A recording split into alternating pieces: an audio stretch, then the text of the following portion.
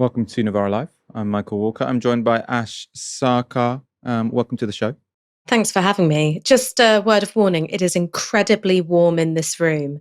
So if you hear any environmental noise, sirens, dogs barking, that's because I've got my window open. I wish we had our window open here. We have got some sort of aircon machine on, but I'm not sure how effective it is. Coming up tonight, one particularly horrible story. So Israel has killed 5 Al-Jazeera journalists. One go. Appalling. We're going to talk in depth about that. Also over the weekend, 500 arrests took place. People protesting against the prescription of Palestine Action.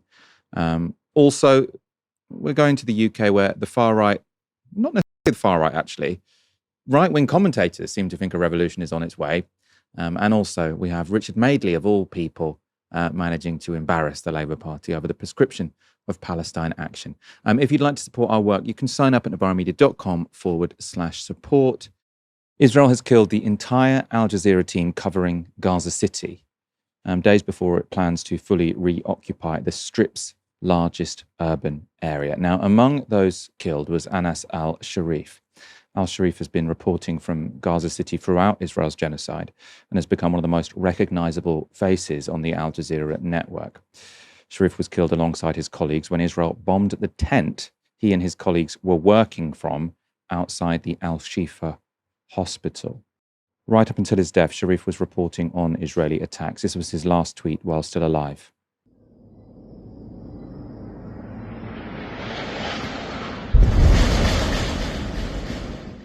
He captioned that by saying, quote, "Relentless bombardment for 2 hours, the Israeli aggression has intensified on Gaza City."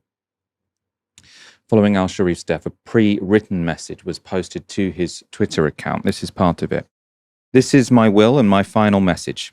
If these words reach you, know that Israel has succeeded in killing me and silencing my voice. First, peace be upon you and Allah's mercy and blessings.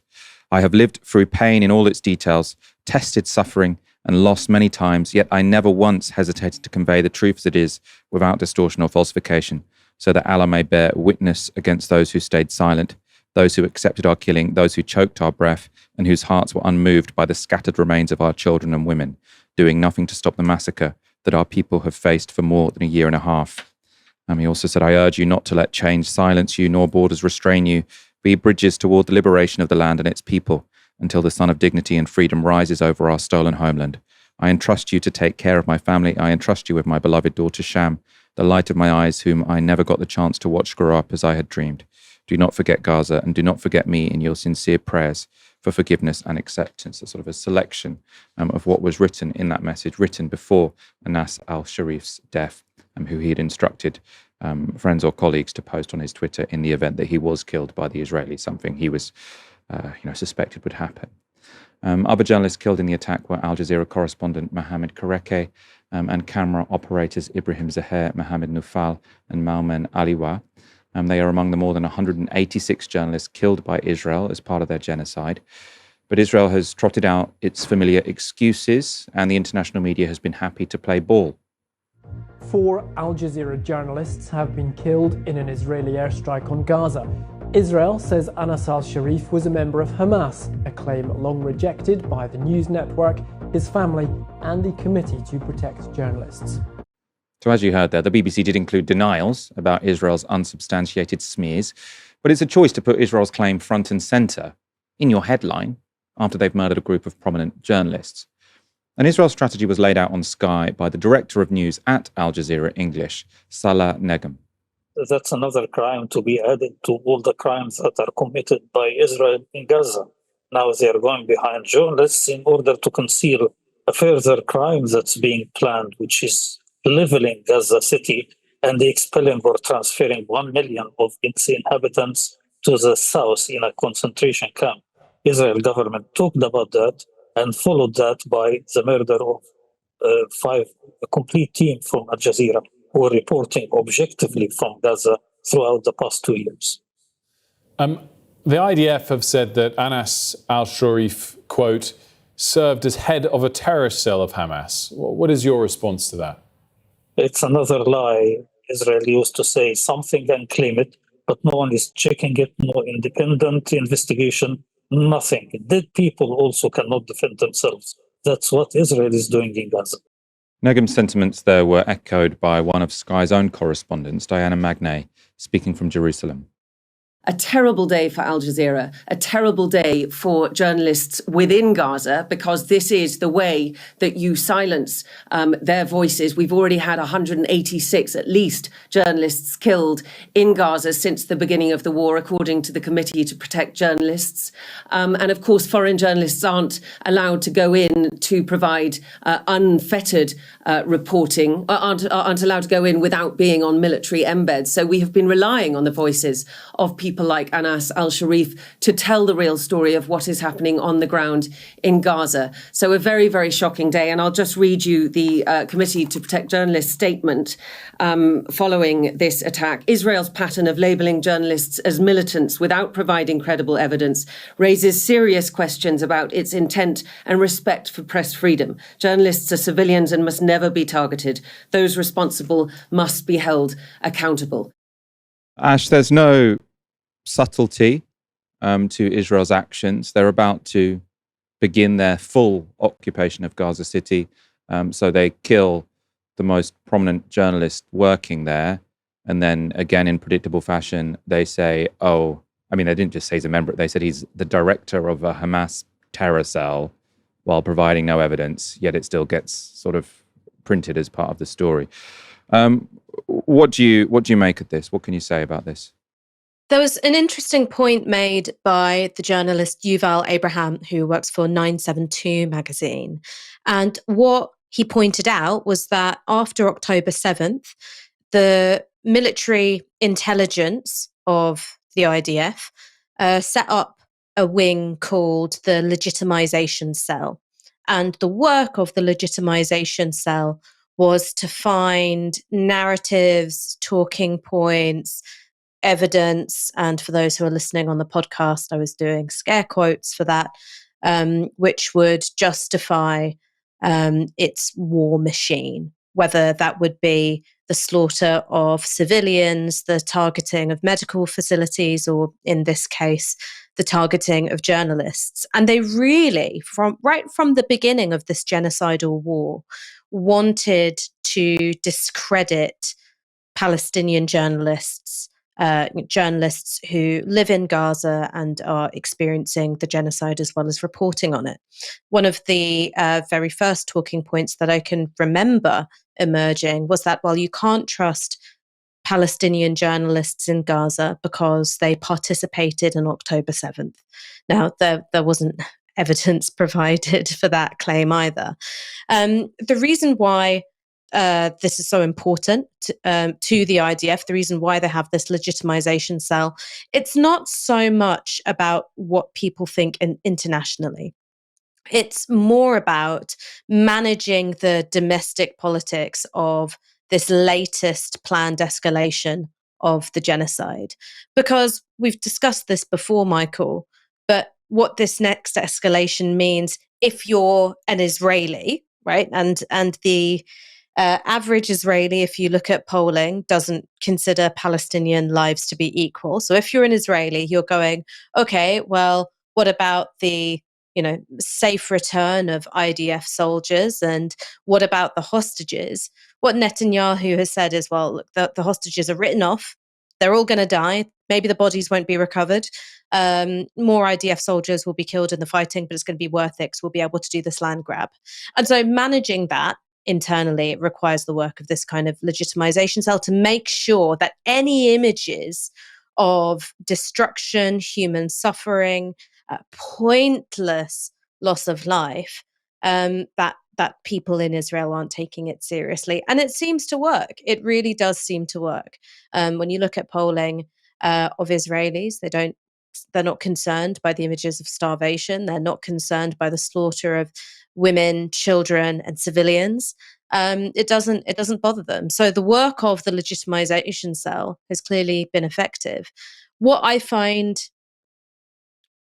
repulsive about the British media culture is that if this was happening in any other country, if this was happening in China, if this was happening in Russia, where journalists were regularly being assassinated, where hundreds of them had been murdered by the state, you wouldn't hear the end of it. Like you just honestly wouldn't hear the end of it, and rightly so.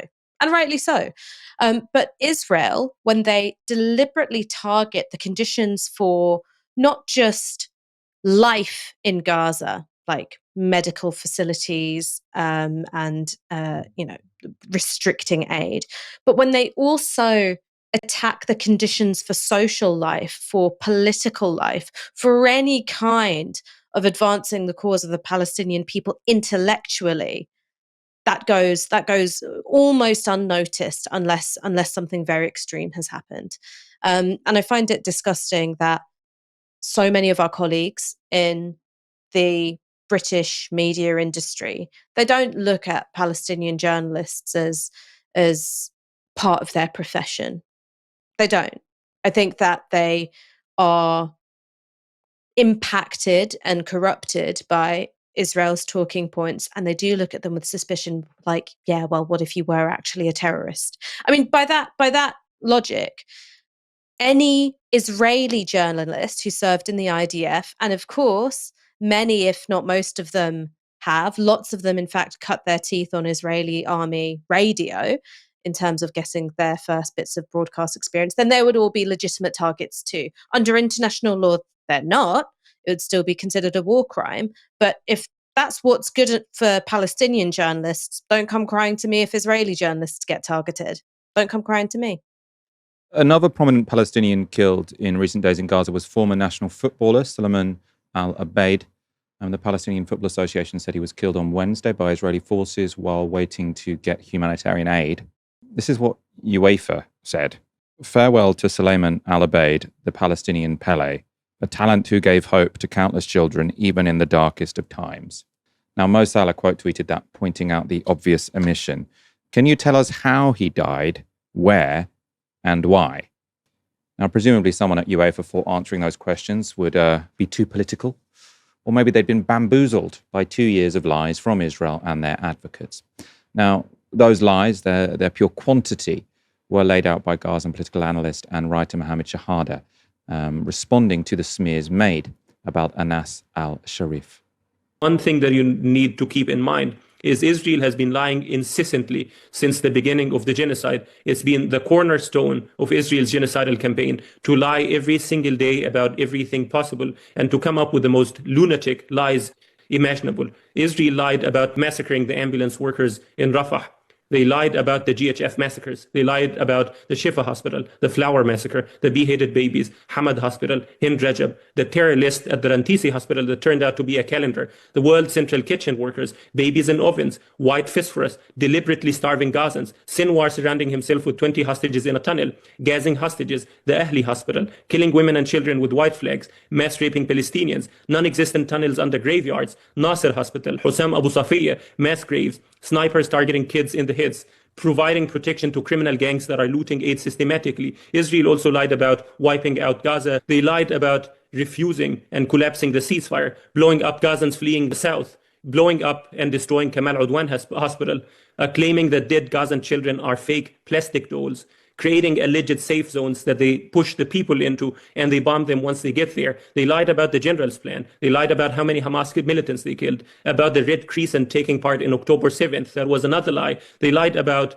how many journalists they've killed, and they lied about designating journalists as Hamas militants. They lied about Muhammad Abu Silmiya, the head of the Shifa Hospital. They lied about the Indonesian hospital, about UNRWA, Al-Auda Hospital, killing women sheltering at a church, bombing the church again, bombing another church, destroying every single university in Gaza, destroying the overwhelming majority of schools in Gaza, blowing up Gaza's Turkish cancer hospital, the sole cancer hospital in Gaza. They lied about Hamas hiding giant stockpiles of fuel in Rafah and Hamas looting aid. They lied about finding active smuggling tunnels in Rafah. They lied about hostages that would return pregnant. And they lied about who killed Yussi Sharabi, Itai Sivrisky, and other hostages as well that the IDF themselves killed. And after all these lies, Israel comes up and says, but trust us, our next lie will be 100% true. Trust us. You should attach as much value to Israel's allegations about Anas al-Sharif as you attach to the dust on the floor. Because without lies at this stage, without lies, Israel's narrative dies completely. It's the only way they can sustain the genocide. Especially just those last few lines, without lies, Israel cannot sustain its genocide, I think is absolutely true. And I think that the list being that length, and when you're listening to it, you can remember, oh, I remember when that was the talking point. Oh, I remember when that was the talking point, right? And the way the media reports on what Russia says about the Ukraine war, they talk about the news, they say all the news, and then they put at the end, this is the excuse Putin gives, right? So it's not to say that you shouldn't report it, but you put it in its right place, which is you put it at the end. You say, this is what Putin said, but he's given no evidence. Whereas the BBC always do it as Palestinian killed, Israel say this. And then maybe they go into it and say Israel hasn't actually provided that much evidence, but they never say Ukrainian killed, Russia says this. They give you the news about Ukraine, and then at the end they put, oh, by the way, Russia says this, but why would we believe that? That's how they should report on Gaza. 532 people were arrested over the weekend for holding up signs saying, quote, I oppose genocide, I support Palestine Action. It's thought to be the highest number of arrests made by the Metropolitan Police in a single protest event since the poll tax riots in 1990. Though the arrestees this time weren't of a demographic one would usually associate with rioting. Of those arrested, more than half were over 60 years of age, 15 were over 80. Those arrested included a retired government advisor with a knighthood and an Oxford professor of poetry. Our brave policeman also protected us from this apparent terrorist sympathiser who is blind and had to be escorted in his wheelchair to be processed as a potential enemy of the state. These images are patently absurd and should be an embarrassment to our Labour government. Instead, they've resorted to insinuation and slander. There may be people who are objecting to prescription who don't know the full nature of this organisation because of court restrictions on reporting while serious prosecutions are underway. But it's really important that no one's in any doubt that this is not a non-violent organisation. It's just so cheap and pathetic, right? So it's so clear what's happened, right? There was a group who did criminal damage, fine, prosecute them for criminal damage. But the government, realizing that people were, so passionate about this, cared so much about this that they were willing to do it anyway. Also, by the way, very worried that juries would say, you know what, these guys were trying to prevent a genocide, so we might let them off. Worried about those two things and being lobbied by Elbit Systems, wanting to seem tough in the press, being lobbied by Israel, decided that clearly this group isn't a terrorist group, but we're going to call them a terrorist group, right? Because for political reasons, potentially for economic reasons, they didn't want Elbit Systems to leave the country. We're going to go for that, right? Now, everyone can see that's what's happened. It's being called out. Now we're seeing over 500 people arrested. And Yvette Cooper says, well, there's stuff that we couldn't tell you, actually. My girlfriend goes to another school, right? It's that ridiculous. And I think most people can see it. So Yvette Cooper, in an attempt to look tough, has ended up looking like a liar and a fool. But one man with an actual history of defending Britain is retired Colonel Chris Romberg. He served in an elite commando unit. He's also the son of a Holocaust survivor. And Novara's Stephen Meffin spoke to Chris at the demo on Saturday. I'm a retired army officer, aged 75, and I've come from North Wales to join in these activities. Why am I here? Because I condemn Israel's genocide against the Palestinian people. And I'm appalled at the British government's complicity and indeed support for this genocide. I also oppose the banning of a legitimate organization that has been protesting and acting against this genocide, as it is our legal duty to do. I'm a member of the group Holocaust Survivors and Descendants Against the Gaza Genocide. This is a group of two actual Holocaust survivors who survived as children, and numerous people whose parents or grandparents survived the Holocaust. My own father and his family had to flee from Austria in 1938 after Germany took over and had to leave everything behind. But others have fathers, mothers, grandparents who suffered in the camps. And we are appalled that once again genocide is taking place, and that we, of all people, can see the terrible memories this can raise with us, and we feel it is necessary to take a stand. Earlier today, I spoke to Marji Robinson. Now, Marji is aged 68. She was arrested on July the 5th And this was at the first Defend Our Juries protest following the ban on Palestine Action. So that was actually sort of the day in which the ban came into effect.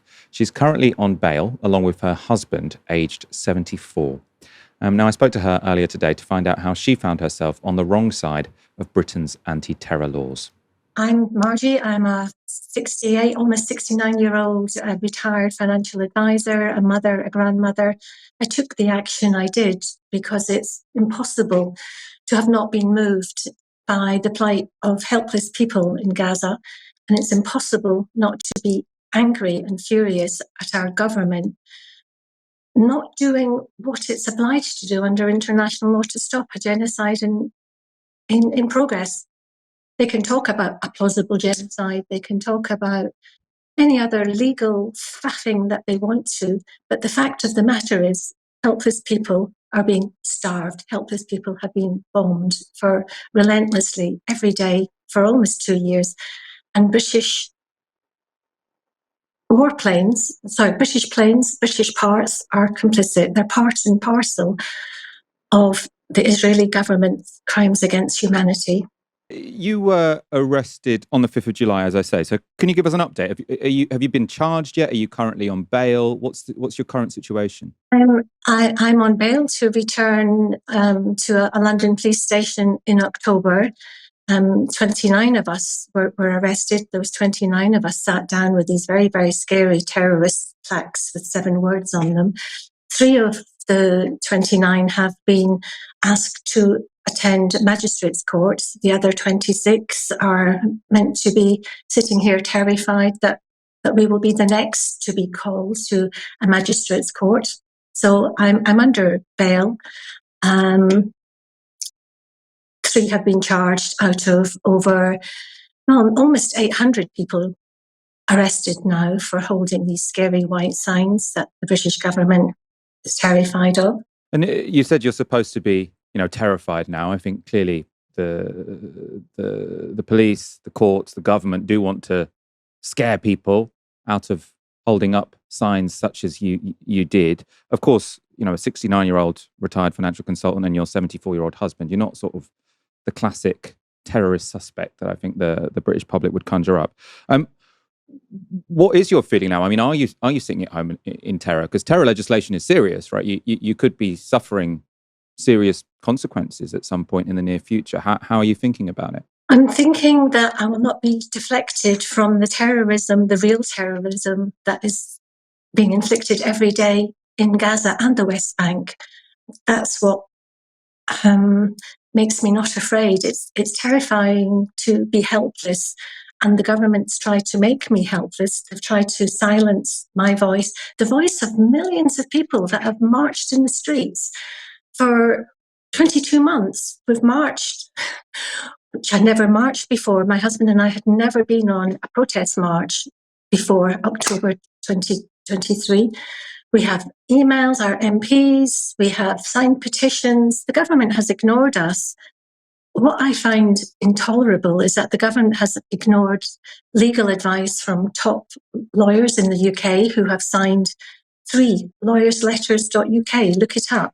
They've ignored retired Supreme Court judges saying they must do more. They have ignored ordinary people's voices saying we must do no more. But they listened. This is the worst bit. They listened to the Israeli government and they listened to Elbit Systems before they brought in the law to say it was an act of terrorism to hold up a sign to show that you support a protest group that was actually doing something, that was calling out, that was visibly calling out the Israeli weapons companies in our country. So Palestine Action have been prescribed to stop them because they were successful. They were exposing the UK complicity in genocide. They're protecting, the British government are protecting the Israeli government. They're protecting the arms company. They're not listening to me. They're not listening to millions of ordinary people like me. And I will not stand for it. And I mean, I suppose our audience might be surprised, to hear you say that you hadn't been on a protest before 2023. And within this 2-year period, you've come to a point where you're willing to risk arrest and risk jail. I mean, in fact, for breaking terror legislation. I suppose, can you just sort of talk a bit more about that process? And I suppose I'm also interested, what do your friends and family think? Have you had people try and talk you out of this? I suppose many people might have been surprised when they saw you, in those videos being arrested by the police. But yeah, could you give a bit of background, a bit of context?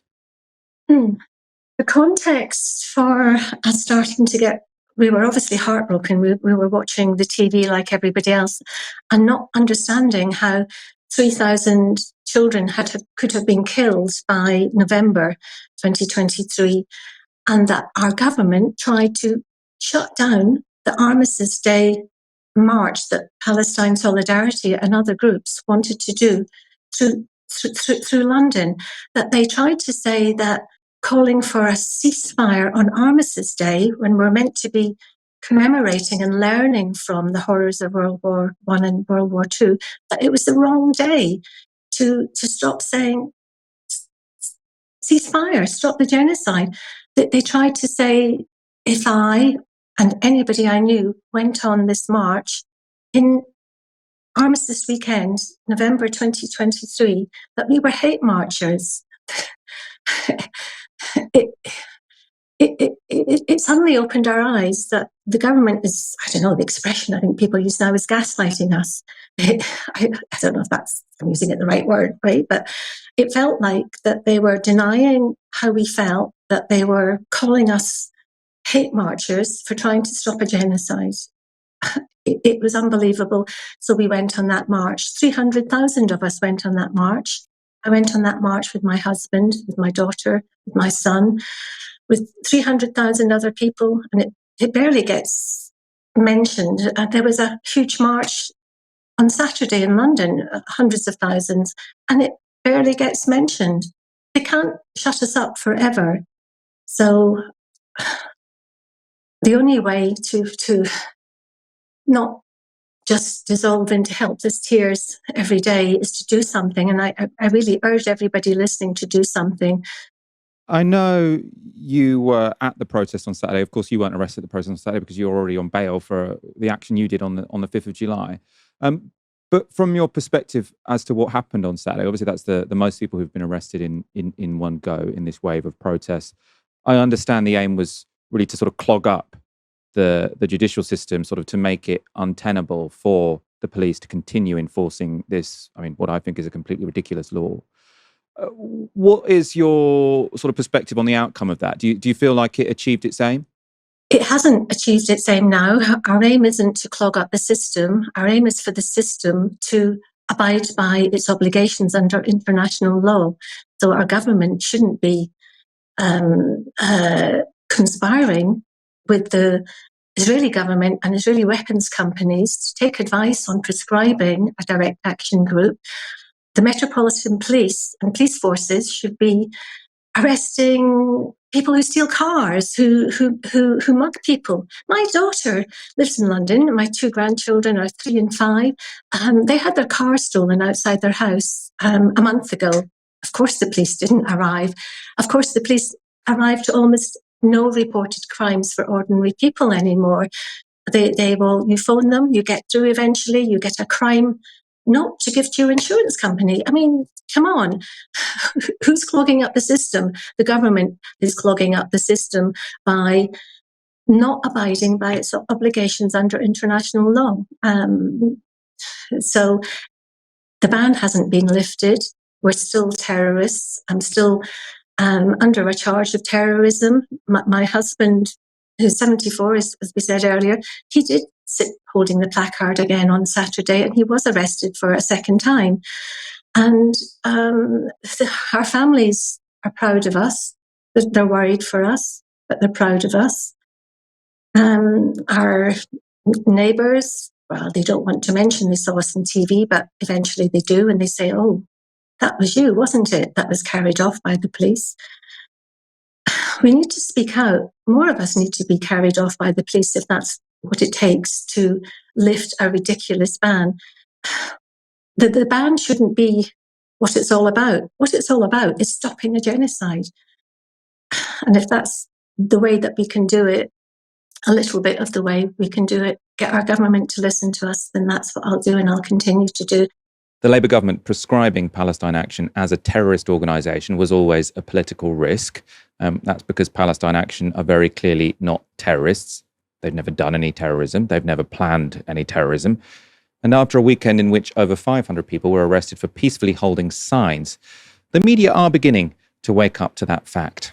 Has the government got a bit of a tiger by the tail here in prescribing Palestine Action when you see that kind of protest by that kind of person? We don't support terrorists in the United Kingdom, Richard. Would you be asking me that if this was about the IRA or Hamas? Palestine Action are a prescribed terrorist organisation. Well, you make a comparison with the IRA and with Hamas. Of course, you could say the difference here is that the IRA planted multiple bombs. They operated with snipers. They were a very deadly force in these islands. And Hamas, of course, is responsible for what happened on October the 7th, which was a pogrom. I guess what I'm suggesting to you, and I'm not implying an opinion myself, is that Palestine Action, whereas it may have done, as you say, some collateral damage to machinery by spraying it with paint, isn't quite in the same league. That's violent criminal damage to RAF aircraft, of which is a national security measure. These are a prescribed terrorist organisation, Richard, and we do not support terrorists in this country. It's so patently cynical, right? His question is, these people aren't terrorists, are they? She says, they are a prescribed terrorist organisation. Actually, you prescribed them. You can't say, well, I mean, they can actually. This is what happens by law, right? Which is they can sort of say something and it suddenly becomes true because by law, Palestine Action are a terrorist organisation. But the question Richard Madeley is putting to her is to say, they clearly shouldn't be a terrorist organisation. And her justification is to say, well, we don't support terrorists. They're only terrorists because you called them terrorists. It's like a really bizarre circular logic. I had to look up, because I did know this person's name, but I'd forgotten it. So I had to look up the clip. She's called Alex Davies-Jones, MP. She is the Labour MP for Pontypridd. She's Minister for Victims and Violence Against Women and Girls. And she is now very, very angry about crimes with no victims, other than planes, I suppose. Of course, lots of women and girls being killed by Israel in Gaza. Ash, I think I don't just think it's us and people like us watching the news and thinking, this is ridiculous. Michael, I can't believe I'm hearing you say this because obviously warplanes are women too. And I would go further than that. Weapons factories like Elbit Systems, they are also women and girls. So by splashing paint on them, is that not a form of violence against women? I think that this particular MP is not alone in completely abdicating herself of any sort of dignity, because doing so means she gets to hold on to her junior minister position. I don't think she really believes what she's saying. So she's got the talking points. Okay, well, I'm going to compare Palestine Action to IRA and Hamas because, those were also prescribed terrorist organizations. Of course, the IRA was before this particular bit of legislation came in, but they were legally considered terrorist organizations, and so are Palestine Action. So you saying, how dare you compare the two? Well, by virtue of the categorization that's done. It's a completely dishonest form of argument. But that's what she has to do to keep her spot as a junior minister. She's not the only one who I've seen out there defending the indefensible. Seeing Miata Fanbuller, the MP for Peckham, who used to be a sort of lefty think tank person. And, I certainly know that left-wing, pressure groups like Green New Deal Rising thought of her as, one of their own. What she's been spending last week doing it was her turn on the media rounds. That meant that she had to first say that Rushanara Ali she didn't break the law when she kicked out her tenants and increased the rent on her flat. And then the next morning, when she was on Good Morning Britain, she was defending the government's line on Israel and saying, oh, of course we take it really seriously. We're doing the maximum amount possible, which is obviously a crock of shit, right? It's obviously a complete crock of shit. The government isn't doing what's maximally possible. There are no sanctions. We're still selling F-35 components to Israel. We still have a relationship with Israel. The government isn't doing the maximum at all. Don't believe what they're saying. They just think that this is the price you pay for a junior minister position where you're not even going to get anything done unless Morgan McSweeney says, yes, this is a policy area that's allowed to progress. So I look at the MP for Pontypridd, and I have to laugh at her. I have to laugh at her because it's so obvious what's going to happen, which is you're going to spend these years dragging yourself around the news studios and making a complete tit of yourself, quite frankly, only to be sacked when there's a right-wing Labour coup and Keir Starmer gets defenestrated. And when that happens, I will laugh, Michael. I will laugh very, very hard. We both messed up there, Ash, because we both said Pontypridd. It's Pontypridd. I used to say the Senedd, now I say the Senedd, but I haven't managed to properly internalise that the D is pronounced for in Welsh. So thank you so much. Was it Pennywise who pointed? No, it was Shiny Warm who pointed that out. So thank you so much for that correction. In terms of what people, not like us, are thinking about this, scanning Twitter over the weekend, it does seem like the protest on Saturday seems to be rallying opinion against the Palestine Action ban. So Peter Hain, obviously he was a minister in the Tony Blair governments, also part of the anti-apartheid movement in South Africa. He says, this is totally predictable madness. Palestine Action is not equivalent to real terrorist groups like Al-Qaeda or Islamic State. That's why I voted against its ban. To which the minister against violence against girls would say, but they are a terrorist organization because look at the law. Look at the law. Michael Crick agreed with Peter Hain. He said, agree, it's wrecked any reputation Yvette Cooper had for common sense. I mean, Ash, do you have any sense of where this is going? I suppose it's probably the case that Morgan McSweeney thinks that, while Michael Crick and Peter Hain think this is madness, their target voters still do think Palestine Action are maybe terrorists. I mean, obviously there's this judicial review coming up. If that overturns it, that would be incredibly embarrassing because I think, don't quote me on this because I'm not a lawyer, but I think that would put under question everyone's arrests and charges for breaking the Terror Act if it gets struck down. Not 100% sure on that, so don't take my word for it. But where do you see this going? Do you think that ultimately Labour are going to say, look, we're getting some flack from the usual quarters, but if we just keep our heads down and stick to this, then ultimately the movement against this prescription will die down because we arrest so many people, I suppose? Initially, when the prescription went through, there was some polling done by, I think it was YouGov, and what it showed was that a slim majority of people agreed that it was right to prescribe Palestine Action. Now, I'm speculating about why that is, but here's what my gut instinct says. My gut instinct on it is Palestine Action broke into an RAF base. They vandalized warplanes, and I think people see that as a really serious form of criminal damage, which does have national security implication because it's an RAF war base, it's warplanes, and also we're not living in the era of Greenham Common. I think that the public tolerance for protest is a lot smaller than it used to be in previous decades. So I think that when initially prescription came through, and it was like, well, you should treat them as terrorists because this is a national security issue. And also, I think the same way, there was a fair amount of public support for really, really harsh treatment of Extinction Rebellion and Just Stop Oil protesters. People think, well, if the existing law isn't dissuading them from doing this disruptive thing, do whatever it takes to lock them up. I think that that's part of what you might call the median authoritarianism of the British public. But most people aren't like me and you, all right? They haven't spent loads and loads of time poring over the specifics of the Terrorism Act like we had to do because we're journalists and the prescription of Palestine Action affects us in terms of the kinds of coverage that we can do.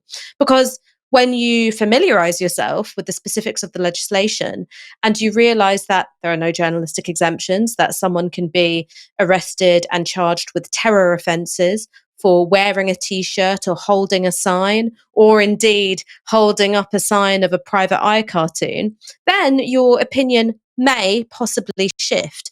And you might still think, well, I don't like Palestine Action, but I don't like crackdowns on free speech either.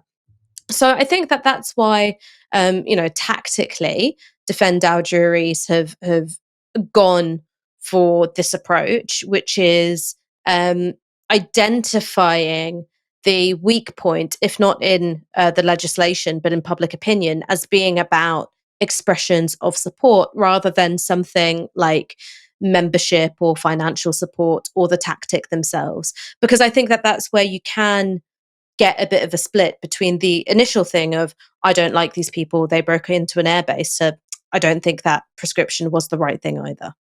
Yeah, I mean, I think the more elderly people who are seen being carried away by policemen, the more ridiculous this is going to look. There's currently an interesting debate raging among the British commentariat, and it concerns this question: is Britain shit? Leading the charge are Reform, who are claiming Britain, and particularly London, is lawless. I'm here today on Oxford Street, where this is the state of Sadiq Khan's London. We've got a private business warning its customers and other shoppers here to keep their phones hidden because they're getting stolen all the time. Just before we got here, someone's phone was swiped. They're dealing with the consequences of it now. But this is down to Sadiq Khan. 80,000 phones stolen on London streets in the last year. London is lawless. London needs reform. That was Reform London Assembly member Alex Wilson. I mean, I can see why, as an opposition party, you would go and film that, because it's obviously a play on Mind the Gap on the Tube, and now they've got Mind the Grab. From the poster, it looked like it was a sort of joint project of the shop, was it Curry's and the council. So, politicians are involved. Sort of the response to people having their phone snatched is to say, don't have your phone out in this particular area. That does give a bit of an image of disorder and having given up on crime. I think it's probably not Sadiq Khan's fault. That would be my guess. Someone with an even more aggressive focus, though, on British decline, and who is aggressively connecting crime to immigration, is Robert Jenrick.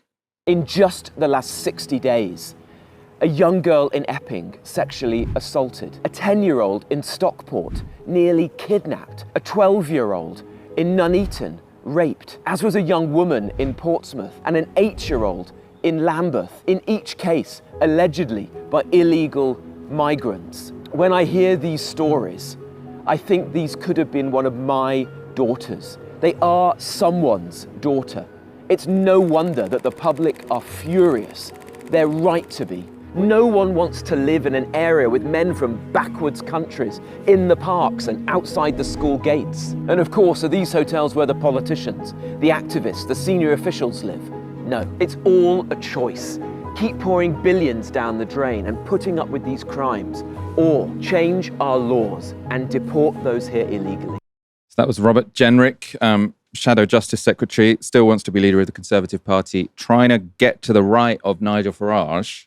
Which I think if you listen to both of them, he is more far right than Nigel Farage, saying we don't want to live among people from backward countries. Very, very unpleasant. But of course, also, he's sort of ramming down your throat this idea that Britain is unsafe and Britain is collapsing, it's lawless.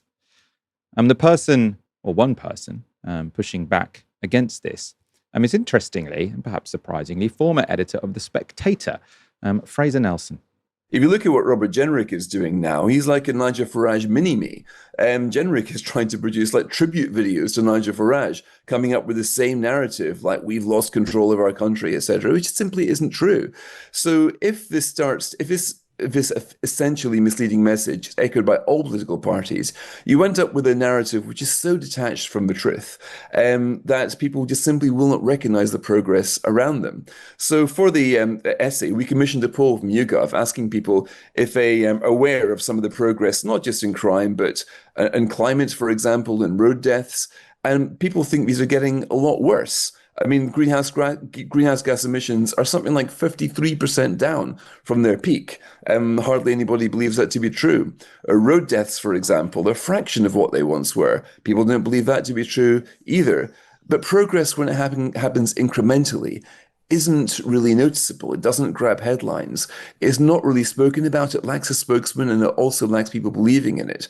So the risk is that we get inured to the kind of progress and blind to the progress, and are inclined to believe things are getting a lot worse in Britain, when in fact, longer term, they're getting a lot better.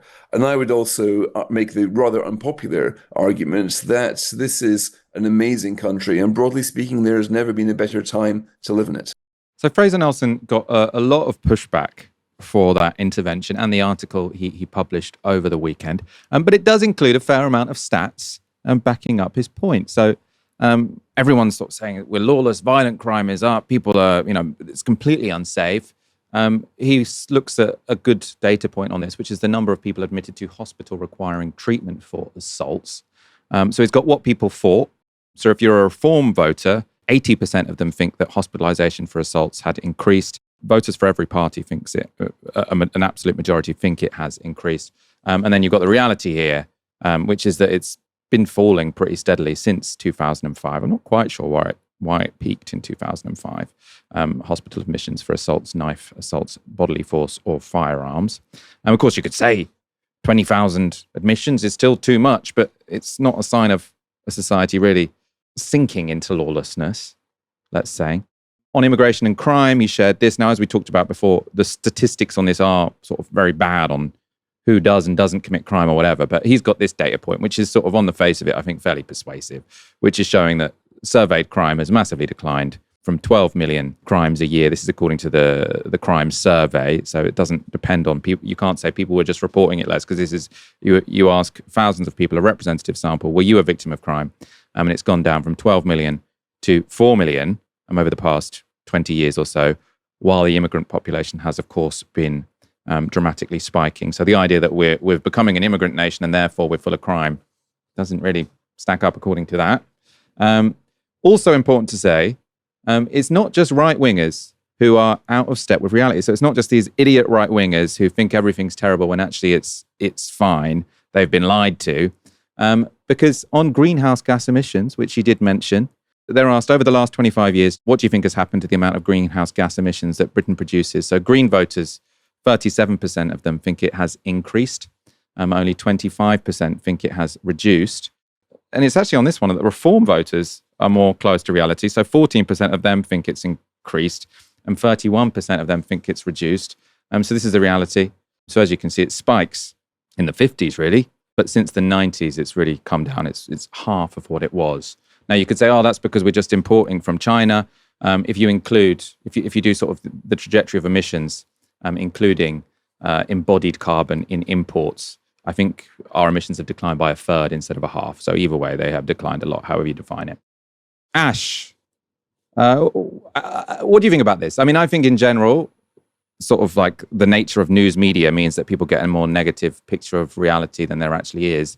I think social media has massively sort of put that on steroids, especially when it comes to things like crime, which are very visual and sort of have a tendency to go viral. What's your take on this? I did also see lots of criticism from the left against Fraser Nelson, sort of the idea he's being complacent. Where do you stand? Unsurprisingly, Michael, I think that there's some of this is to do with manufactured biases and a manufactured sense of crisis. I think some of it is also to do with our innate biases, and some of it is legit. So I'm going to start with what I think the innate biases are, is that I do think that we are innately hypersensitive to threats that exist in the present. And unless you have a really, really, really strong memory of something being a certain way in the past, you're almost always going to be more attuned and more concerned about what's going on right now. And I'll give you an example of this. I was talking to my partner about the fact that around where I live in Tottenham, you can see quite a lot of people who have substance abuse problems. Some of those people are in clear need of help, and there is a very, very small minority who can behave in ways which are disruptive and even violent. A very good friend of mine was attacked just a couple of weeks ago by somebody who has got substance abuse problems. It was a completely random thing on the street. I was talking to my partner about it, and I was saying, well, it just feels like that's a problem which has gotten worse. I feel that we're seeing more and more people in our neighborhood who've got substance abuse problems and aren't getting the help that they need. And he turned around to me and he was like, Ash, are you really telling me that the, crack and heroin problem was better when you were living in Tottenham in the early 2000s? And I tried to rack my brain, and I had to be honest, and I was like, I simply can't remember. I've got no idea, because one, I was a child, but two, it was a long time ago. I'm hypersensitive to what's going on now, the stories I'm hearing now. My psychology isn't built for being able to hold the past and the present as being sort of equally important data points.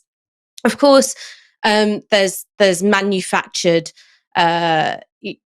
fears and a manufactured sense of crisis, and we've talked about this so many times, which is there's a reason why you're seeing immigration and crime being put together like that, because it builds consent for a really draconian crackdown and on undocumented migrants, and overall a much less permissive and a much more hostile immigration environment by saying all these people are criminals.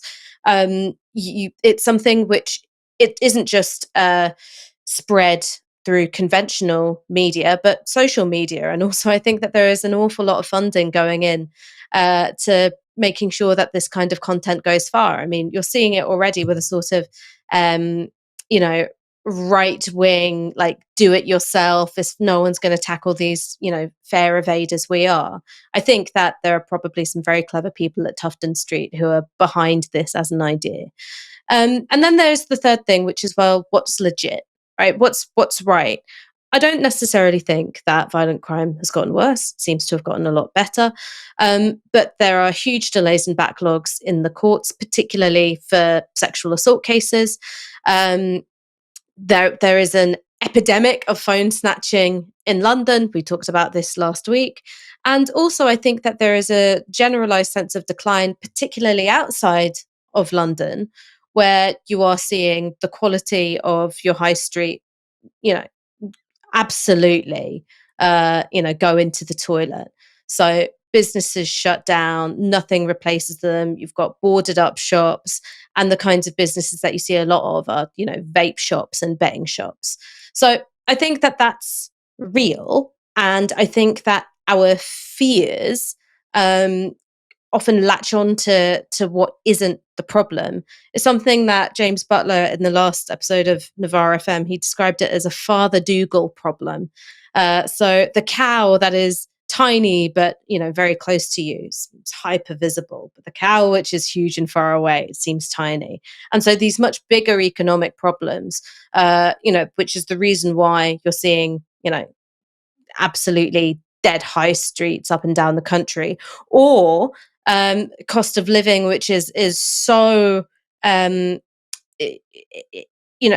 people aren't able to save up to buy a house or start a family when they would want to, when their parents would want to. People feel squeezed, and people feel like there isn't any opportunity, that opportunities are being hoarded by the very, very top. That's a big, far away cow if you're trying to find someone to blame for it. Whereas immigrants, close, small cow. A tweet from Christian Calgi. So he was at Guido Fawkes. Now he's senior political correspondent for the Daily Express. And this is, I think it was a subtweet of Fraser Nelson's argument. So he says, if you don't understand how close tens of millions of Britons are to wanting a full-blown revolution, let alone fail to understand why, then you have no value as a political commentator. And this interested me, Ash, because I think there's been a bit of a flip. So I think sort of 5 years ago, around 2020, it was like the left who sounded really revolutionary, who sort of like, we need to abolish the police, we need to do this, that, everything is so bad that we need to just pull the whole thing down and start again. And that's, I suppose because that movement peaked, that seems to be on the decline. You don't see so many sort of left-wing commentators talking about full-blown revolution. But it's now people on the right, which you didn't see at all 5 years ago. It's now commentators on the right, especially young ones, who think the revolution is coming. Is that surprising to you? What should we make of that? I feel like in my adult life, I haven't really sort of seen right-wing journalists say a revolution is coming. He's not saying a revolution is coming. He's saying tens of millions of Britons want a full-blown revolution. I just wanted to make sure I wasn't, I suppose, misrepresenting him. But sorry, Ash, you give your answer now. I mean, it's not really surprising to me, because I think that this is something that happens when you are in political opposition, right? Which is that you tend to interpret public anger in ways which are beneficial to your particular cause or your set of politics. And I think that that's something that everybody does. What it means is they feel really angry. And I think if you ask a lot of people, hypothetically, would you want to punch a politician in the balls? A lot of them would say yes. And I think that feeling is real. And I think that's why what Fraser Nelson was saying is, I think there's no better time to live in this country. Feels so out of step, whether you're on the right or the left. That feels kind of tone deaf to what people are really experiencing. But I don't necessarily disagree with Christian Cowgie. It's just revolution isn't the word that I would use. Burn it down, punch them in the balls. I think that's the mood that he's describing. I mean, he's presumably talking about it with I think he's talking about the asylum hotels and people wanting sort of radical action to stop immigration. And I suppose that seems to be, it's not just sort of now the right is saying everyone's angry.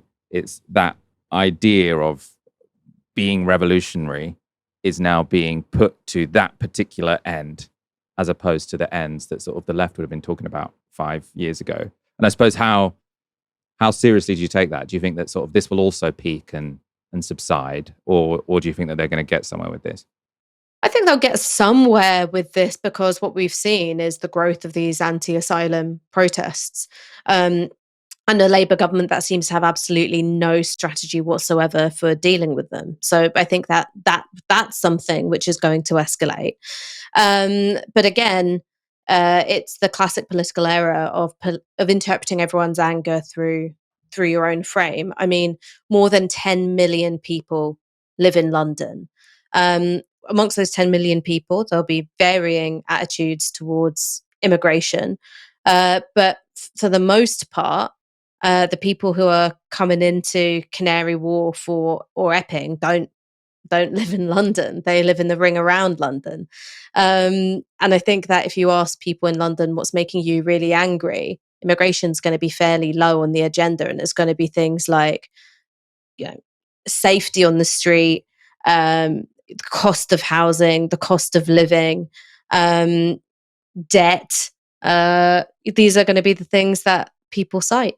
Well, immigration is the number one voting concern at the moment. But I suppose it might be that once you get down to the real, how does this affect you in your practical day-to-day life? Maybe you'll get to one of those other things. Let's wrap up there. Ash, thank you so much for joining me tonight. Always a pleasure. Is it the number one concern in London, Michael? Is it? Oh, sorry. You were speaking just about London. Presumably not. No, I was saying 10 million people live in London. Yeah. And the political issues that lots of people will talk about. I'm not saying immigration will be absent, but I don't think it's going to be as high a priority. Yeah. No, sorry. I misheard you. I thought you were talking about the country. Good to get that back in. Thank you, everyone, for tuning in. Come back tomorrow for another live stream from 6 p.m. For now, you've been watching Novara Media. Good night.